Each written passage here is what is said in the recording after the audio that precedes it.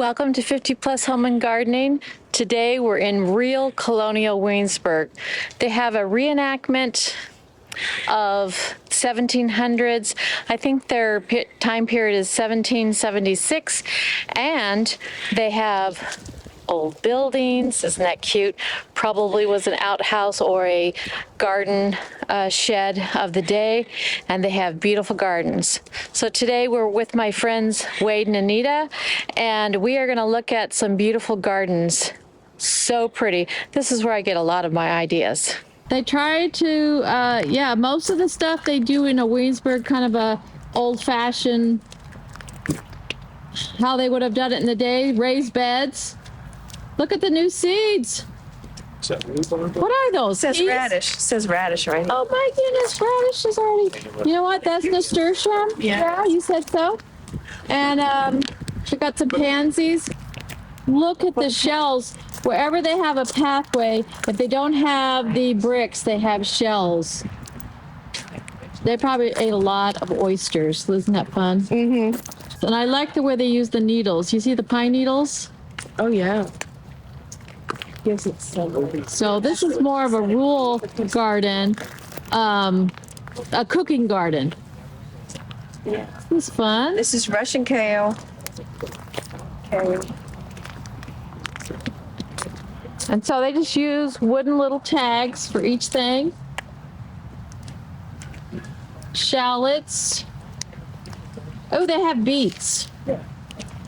Mm-hmm. Full blood beets. Is that fun or what? Look at the pansy row. So they're going to have something that's pretty right in the front of the row, which I love. Violas. Yes, and you can eat them. Mm-hmm. But they have something pretty in a working garden. Isn't that pretty? Yeah. Okay, and here's a demonstration of all their sidewalks. They are so old. Look at this. They're either shells or old-fashioned bricks. Isn't it fun? Something that's going to happen years later if you have a giant tree like I do, and I've made myself a Williamsburg garden, but eventually all those roots are going to sucker your bricks up. You may have to do something, or you'll just have to be careful walking. But this is the kind of thing that's all over Williamsburg because it's old. Not sure when they put this together, because Rockefeller had put this together. I believe it was sometime in the 1930s. And so they wanted to recreate what they did. So they put down these bricks, and there's not like cement to make it all pretty. They were just hand put down. And now it's just starting to pick up from roots. So eventually I either will take down my tree or just leave it as is. This is Williamsburg. But if you look at the path, look how lumpy it is. Mine looks better than that. And I did mine by hand, but a lot of Williamsburg gardens, because look at the tree has grown and now it's raising the bricks. Mm-hmm. But I actually like the look. It's very charming. Yeah. So mine are not perfect either, but I actually like the look of it. Mm-hmm. And it's great to walk on, so you don't have mud on your feet. It's great. So we start off with beautiful buildings, formal gardens. This is in the middle of winter. And look, they have some perennials. Okay, they're not on display right now. They still look really good right now. And I can't remember what the name of this, but I'll try to look it up and get it on the screen. But they have a lot of this. It's zone 7, and it is an evergreen. We've already had we've already had 20 degrees. And then look at, this is formal brick gardening. And like I said, it doesn't have to be perfect because they would have put these down by hand. Right here, they have pansies, beautiful pansies, and some perennials that are going to come up, maybe some hollyhocks. I'm not sure what those are, but and the buildings. Some of the history of the buildings, what the colonial people did is they wanted to see their building pretty on all 4 sides. So this is the front, and the back is just as pretty. So when we look here, they have bricks, they have windows, they have shutters. Everything is pretty from every side.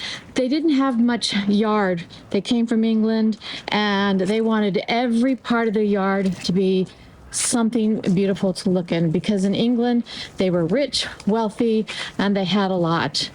But look at these buildings.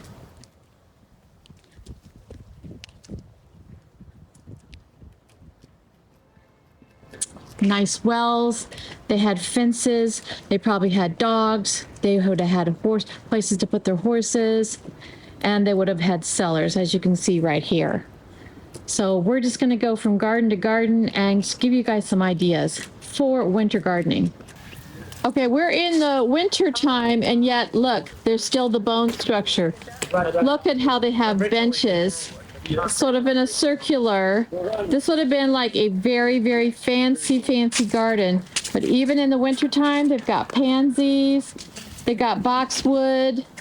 It's got good bones and structure. Look at those hydrangeas. Oakley hydrant. Yes, so pretty. And of course, they're next to colonial buildings. I love old-fashioned fireplace. Isn't that pretty? I like Yes, I like how they topiary. That's a centerpiece, and they circled the garden around it, and then there's ivy everywhere. Isn't that pretty? Look at the trellises.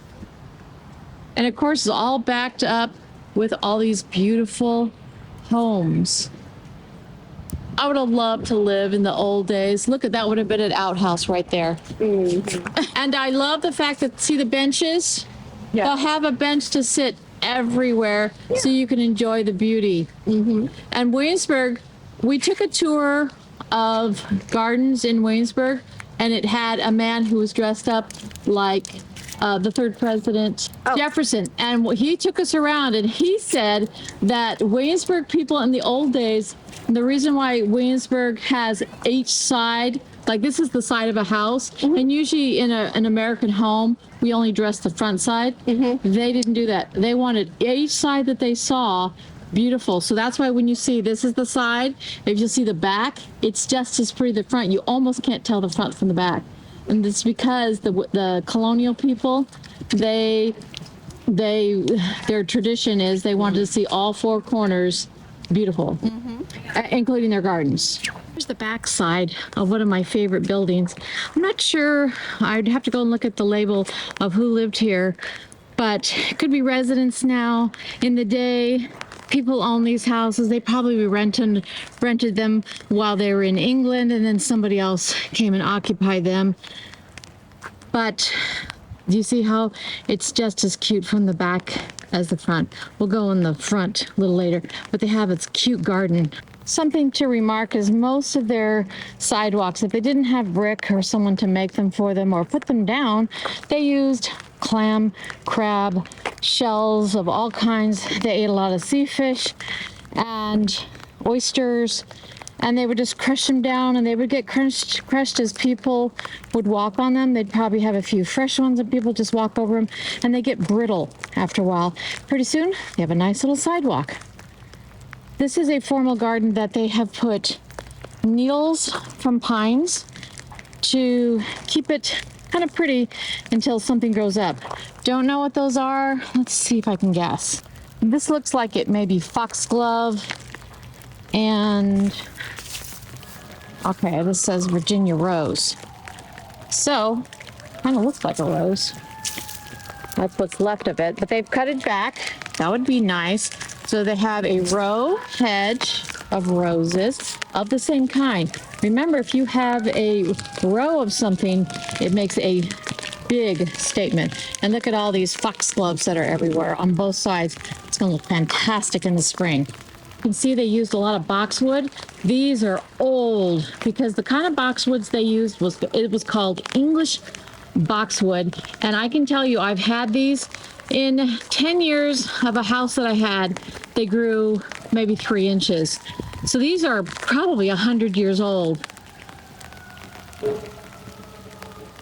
And they sometimes will have holes in the middle of them. They do get diseased. And there's some laurel. That's really nice. This looks like it may be a wisteria bush. But some of this green, you see how, okay, this is the side of the building, not bad. Now this ramp was not here even when my daughter was little. So this was put in, maybe someone in there has need of the wheelchair. I'm not sure if they would have built that in the day, but I mean, I'm sure there are people that needed some extra help. So this doesn't seem like it, you know, wouldn't be unrealistic. So the front is the front of the same house. This is St. George Tucker House. If they knew the owner, or maybe the owners still live, or their kids have ownership of it, they have their plaques and their names, and they're still making them beautiful, holding them down. Sometimes if there's an owner, it doesn't exactly look like the Colonial Williamsburg of the day. So you can see this one has a red roof, which most of them do not have red roofs. Beautiful shutters. Some of them do not have those beautiful shutters and the white. But a fantastic look, both in and out. It just still shows of the colonial days. Both the back, front, side is gorgeous. Look at this, in the middle of a garden. They just have really pretty ornaments, just random. Look at these boxwoods. They're great big.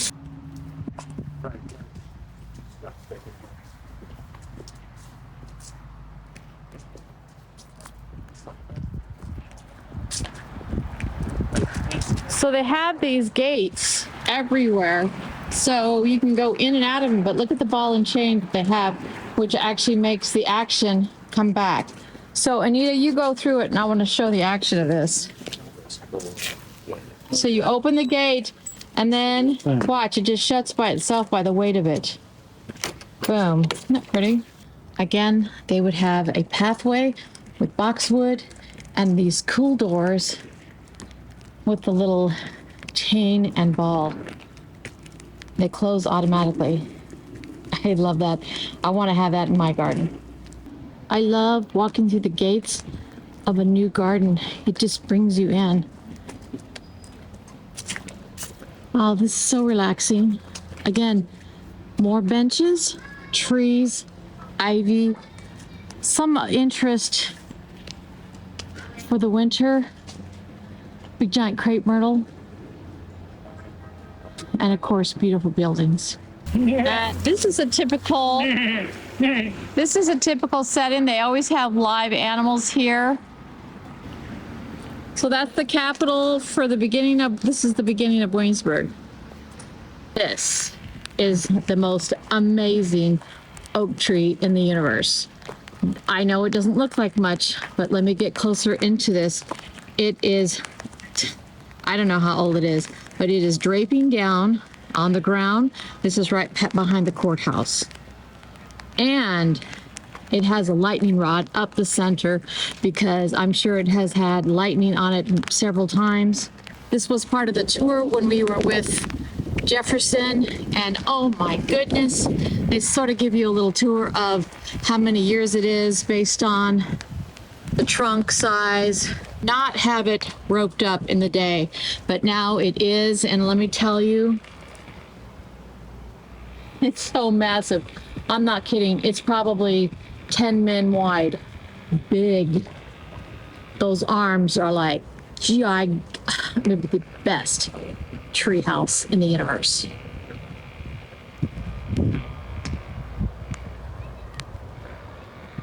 So cool. All right, so these are beautiful boxwoods in the winter. So if you want some winter interest, ivy, boxwood, little garden sheds. Isn't this so pretty? Another working garden, but look at this. They have apples trained about a foot down, really low. Oh, that adds so much interest. And look at the little circle in the center. So there's interest in the middle. I love how they mix food in with gardens. Isn't this pretty? I love those apple trees. Look at how fat those apple trees are. Look at that. And they just kind of grew a foot arm. And then all the apples come on these uprights right above it. I can't believe with the frost we had that there's still leaves, apple leaves. There's another perennial that they put in. They use pine needles for their mulch. Then they put in these blocks. So pretty. Look at the fencing that they use to protect trees. Look at how high the boxwoods are. It's marvelous. So here's what you can also grow in the winter is snapdragons. So that makes a nice little pretty area. Look at that.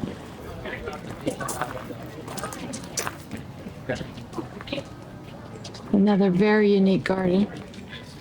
Alexander Craig Garden. Been there. Newport, Rhode Island. Grass in the middle. And then you walk down to a more formal setting.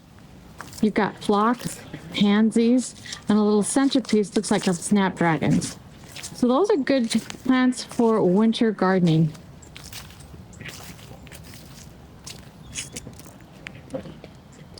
And of course, if you can find shells, look at how they did the shells all the way around.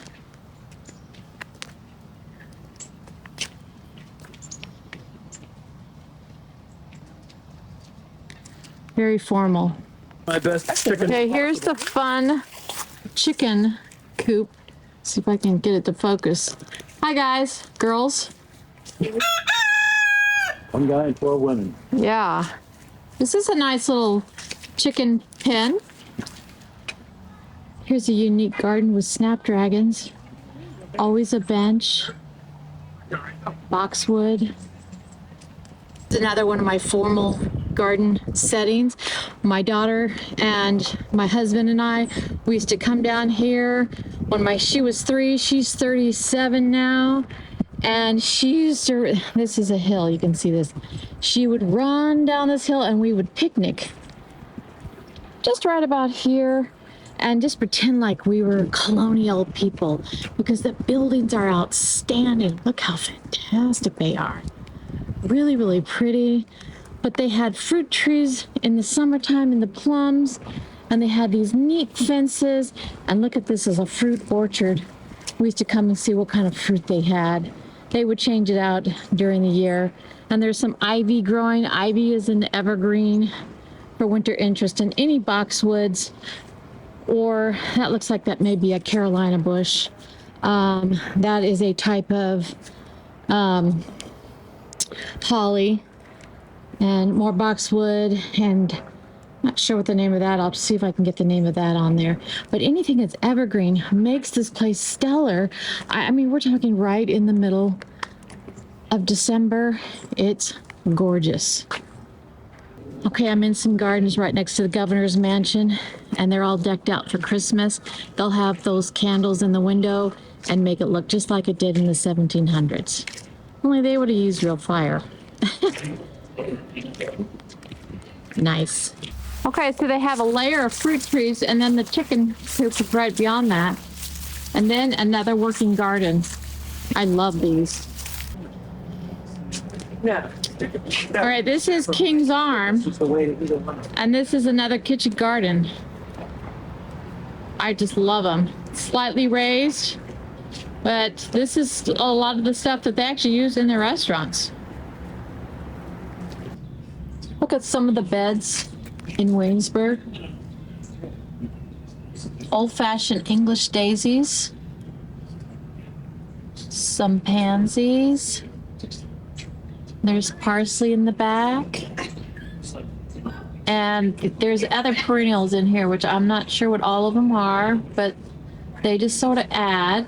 They're not in bloom right now, but look at the front of these. So this is a great fall. Pretty. Look, some of these daisies are red.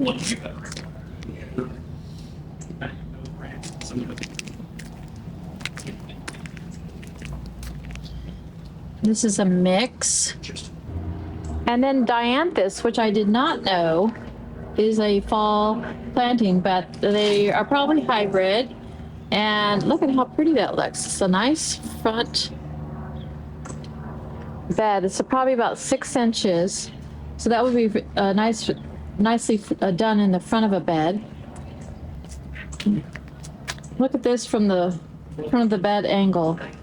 Dianthus in the fall, about 6 inches tall, and then there's a bunch of perennials in the background. Isn't that pretty? And there's a hydrangea. Really fun. I really love the ivy. All right, not only do they have beautiful little houses and garden houses, and this could have been an outhouse in the day. We are at the courthouse now, and look, here are some stocks. If you misbehaved in the day, you were punished publicly by either going and sitting down with your feet inside of these or standing up all day, and people would throw things at you, food and other things. So behave, or you're going to go to the courtroom. All decorated in Christmas. It's a beautiful picture of the historical church. One of the first ones here. I think there's a 1600 one, but this is a very old church. Bruton Parish. Very beautiful inside. If you guys ever get a tour in Williamsburg, inside you get to sit and watch a church service and how they conducted themselves, where people sat. Very interesting. And there's some important people, which I won't tell you, who are buried in the grave sites and in the church. So worth going to and looking at. And they have beautiful gardens in the back. You are a gardener and you run through several of these little gardens. As you can see, there's a fence here, a fence there, and it goes on and on. You can go in and out of all these beautiful gardens. Best time to come is in the spring, but even this garden, very formal, very pretty. Boxwood takes the cake here. Very, very nice. Ivy is a good one too, but as you see, you have to line this and keep it, because every time you see lime, that is a new shoot and you have to keep cutting. But they do use ivy a lot here, and you also have to keep it from going up the tree. This is years and years. These are years and years. These look like they were just put in because very formal. Maybe they wanted to change it for a while, because I do remember this didn't have boxwoods one year. We did it all with flowers. More foxglove and dianthus. And they do a lot of the pine needles. And lining this boxwood makes it a very formal garden. Plus they use shells and bricks. This is a beloved garden. As often you'll see this in Williamsburg pictures. And if you go online, this one is one that is mostly displayed. But look at this crepe myrtle. It has had lightning. I have seen it when they had to take a few branches down after a storm. Super large. So I'm coming up close. If a man curled around, that's about how big it is. But for a crepe myrtle, look at how yummy it looks. The structure is so pretty. And it's been here since my daughter's been little. So it's at least 30 years. But back then it looked gnarly like this too. And if you look at this garden down below, this is like a, I would call this like the Easter garden. They deck this out. More foxglove, more thrift dianthus for right now. But this is full of all kinds of perennials. This is full of daffodils, tulips. This is like a spring garden. It is probably the most shown garden that I have ever seen. You've got roses, wisteria on the fence, and then it goes down into a sheep pen. And actually this is now, looks like cow. But we used to picnic right here before they got pretty strict. And oh, there's sheep out there too. There's sheep. We used to come out there and picnic. We'd go down and run down the hill. Really fun. And that was when they didn't do 1-800 history, and it was a little bit more rural in Colonial Williamsburg.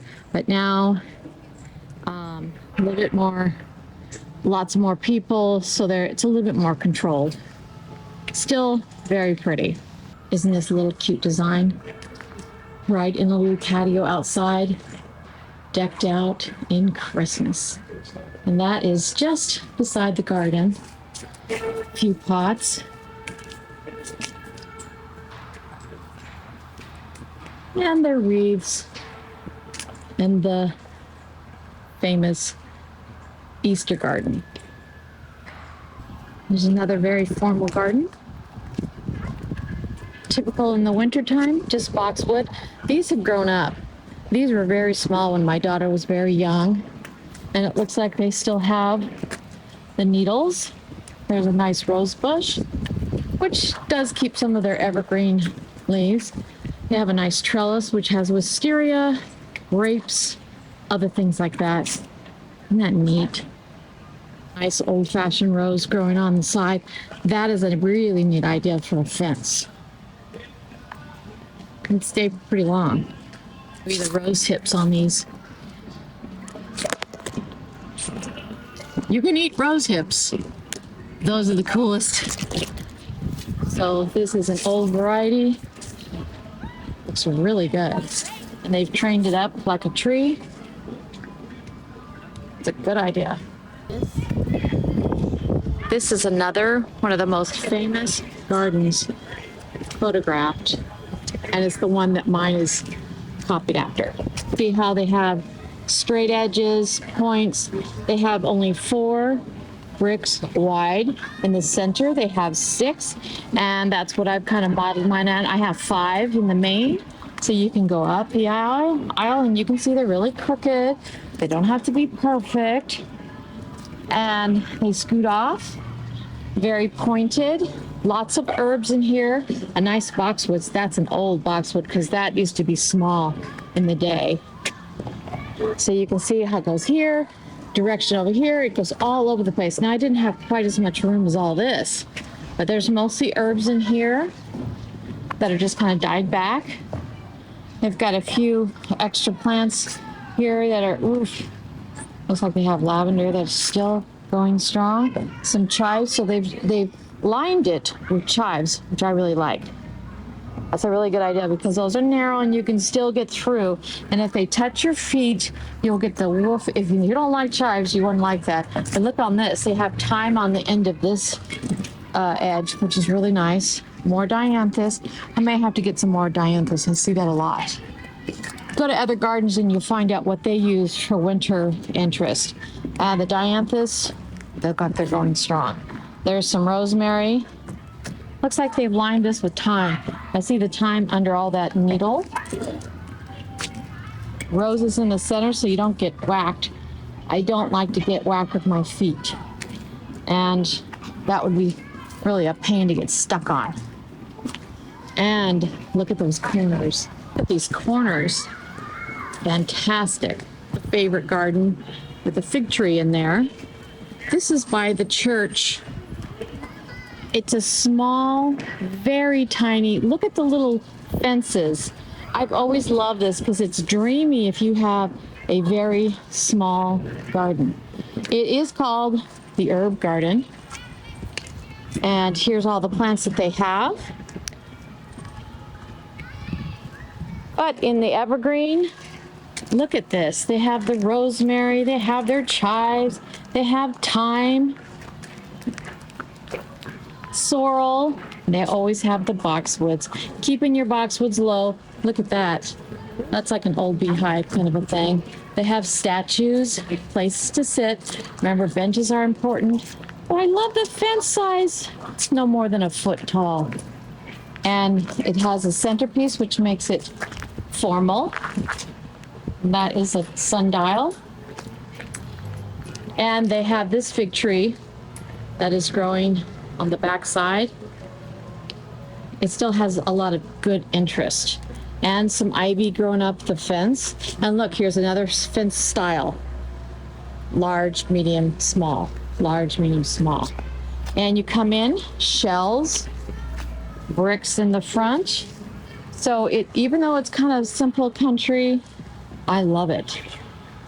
Just a few bricks around there, put some shells, or gravel. I mean, I don't know if you can buy shells like that, unless you eat lots of oyster. That's when you can do it. But have a nice little herb garden in a small little plot, a little bench. This would be a good reading area. And of course, a good book, a nice bench. Here's a real famous garden, and it has morphed over the years. Look, and they put all these dianthus all the way around for winter interest. Look how old this tree is. I have no idea what it is, but oh my. It might be a mulberry tree. I like how they tuck the benches in. They've got boxwoods all over the place, so even in the winter, we have winter interest. And they use a lot of pine needles for their garden beds instead of mulch. Look at the topiary boxwoods. Aren't those fun?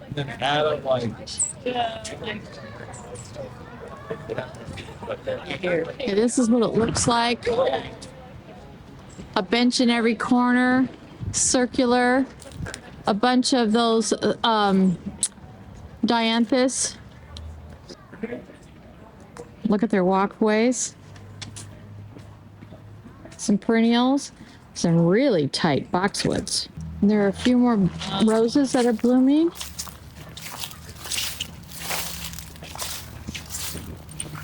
It's called Old Blush Rose. Look.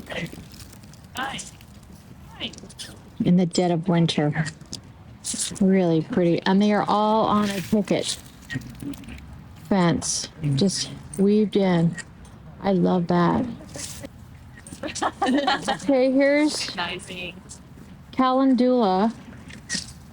I didn't realize that that was a fall plant. Is it called boar? Is that what I that think said? so. Yeah, it says boorish. Yeah. It sure does. She It's she pretty grew it here. and she said she loved that's it 'cause right. it's so pretty. She But says it took over. It did. That's right. I Two of them remember side by that. side. It's Bora Bora. Bora Bora. Okay, yeah. Look at all the dianthus. I'm gonna do more dianthus. I have not had good luck with it. You don't? No, but you might because it's a perennial, Oh, look, the coneflower's still going. isn't it? Yeah, it's winter nice. here, and geez, this is zone 7. It's not one of yet, but it's getting there. This is such a pretty border. Everything is under, oh, I'd say 8-10 inches. So pretty. I love it. And I think that may be orange phlox. What do you think, Anita? You think that's orange phlox? Yeah, I mean it looks like a floss. Yeah, That there's Just not seen like a it. wild one. well, there's where the tunnel is. It's right underneath it here. Because to get back onto the A parkway. lot of needles. So keep moving, keep gardening, and stay creative. She'll see you next time. A colonial kiss. Bye.